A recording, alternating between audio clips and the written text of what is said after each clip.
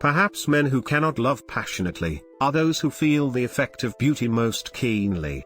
At any rate, this is the strongest impression women can make on them. Man is not free to refuse to do the thing which gives him more pleasure than any other conceivable action. I am mad, I am going under, I must follow the advice of a friend, and pay no heed to myself. Every true passion thinks only of itself.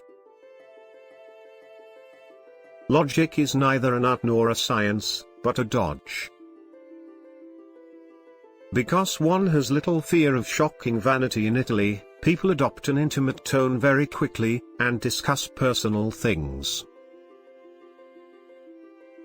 All religions are founded on the fear of the many, and the cleverness of the few.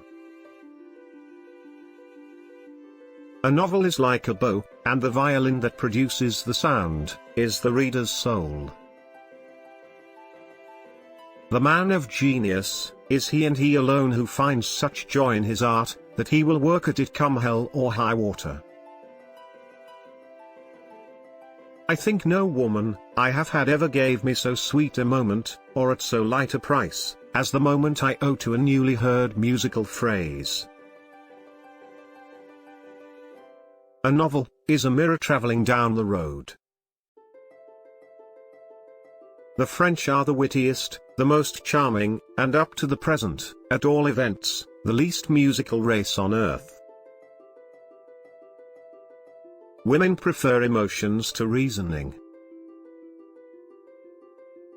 At a distance, we cannot conceive of the authority of a despot, who knows all his subjects on sight. Every great action is extreme when it is undertaken.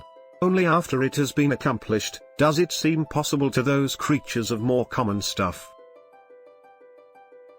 If you think of paying court to the men in power, your eternal ruin is assured. Love is like fever. It comes and goes without the will having any part of the process. I cannot provide the reality of events, I can only convey their shadow. Friendship has its illusions, no less than love. The idea which tyrants find most useful is the idea of God. Indeed, man has two different beings inside him. What devil thought of that malicious touch? The more one pleases everybody, the less one pleases profoundly. Without patience, without absence of anger, no one can be called a politician.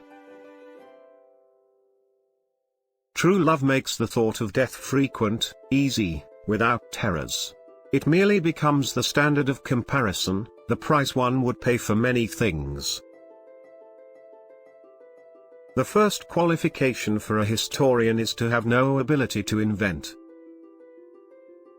To describe happiness is to diminish it. Any man who talks about his love affairs thereby proves he is ignorant of love, and is moved only by vanity.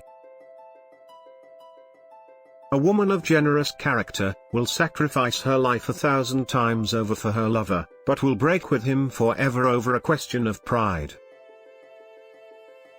The only unhappiness is a life of boredom. This is the curse of our age, even the strangest aberrations are no cure for boredom. There are as many styles of beauty as there are visions of happiness.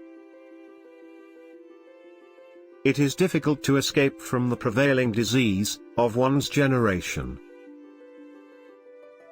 Misery destroys judgment. What is really beautiful must always be true.